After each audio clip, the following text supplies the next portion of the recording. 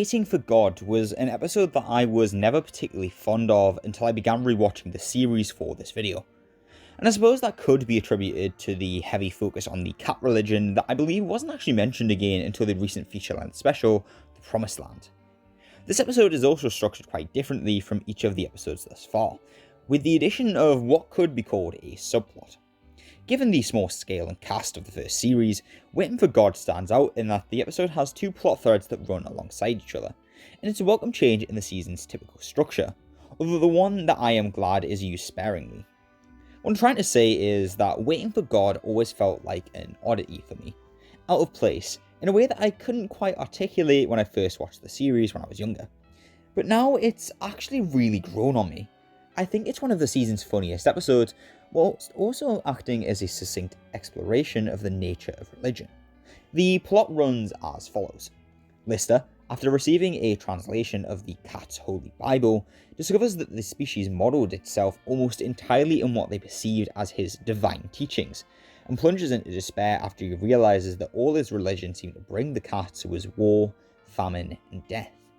Meanwhile, Rimmer finds what he believes to be an alien pod outside of Red Dwarf and excitedly investigates his discovery.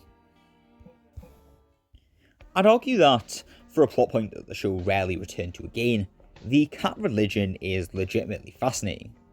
I suppose it's all up to interpretation really, but I admire the way in which it's presented as a group of stories that have become scrambled and distorted through being passed down the ages. Each of the elements that make up the parables and figures present in the cat religion are these mundane elements of Lister's existence. His trip into stasis, his hiding of his cat Frankenstein, even his dream of moving to Fiji once his tour on the Red Dwarf is concluded. All are reconfigured and recontextualized into these stories of sacrifice, loyalty, and hope. The names have all changed, having not survived the passage of millions of years intact. Lister is now Cloister, Fiji is now Fushal, and so on. And obviously, the episode mined a great deal of its comedy from the reverence with which the cat religion dissects the minutiae of these mundane events. Does it say what happened to the rest of the cats? Holy wars. There were thousands of years of fighting, Dave, between the two factions. What two factions? Well, the ones who believe the hat should be red, and the ones who believe the hat should be blue. Do you mean they had a war over whether the donut diner hats were red or blue? Yeah, most of them were killed fighting about that. It's daft, really, isn't it? You're not kidding? They were supposed to be green. But I do wholeheartedly believe that there is a rather engaging exploration of religion here. Now, this episode could certainly support an incredibly cynical interpretation of religion as a whole.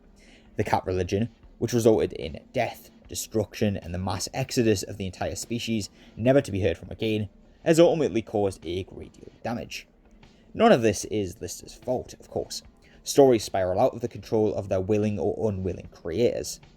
But I think to reduce this down to merely being a purely pessimistic take on the nature of religion would be to overlook the fantastic final scene of the episode, in which the cat priest, lying on his deathbed, alone and terrified, finds peace and salvation through the words that Lister offers him.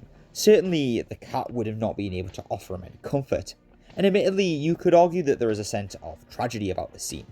The cat priest dies believing in a religion that we, as the audience, know to be facile. But undoubtedly, he dies at peace. He's happy. I also really appreciate how the subplot with Rimmer is framed. There is never any doubt in our mind whatsoever that the pod is really the work of aliens. And of course, Lister's quick discovery that the capsule is in fact a Red Dwarf garbage pod only serves to fully confirm what we already strongly suspected.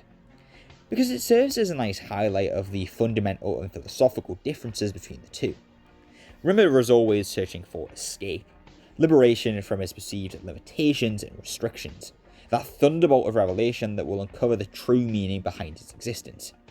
He believes that the aliens present in the pod will be able to grant him new life, despite the fact that he made very little of his life when he actually had one. Lister, by contrast, simply plays with the hand he is dealt, and attempts to find meaning in the best and simplest way that he can. The narrative of this episode subtly serves to highlight this without the dynamic specifically pulling focus in the manner that it does in the rest of the season's episodes. Waiting for God manages to end on quite high. Rimmer's discovery that the alien pod he has been obsessing over for the majority of the episode is in fact a Red Dwarf garbage pod is actually saved for the end credits, with Rimmer periodically interrupting the title crawl in order to express his immense disappointment.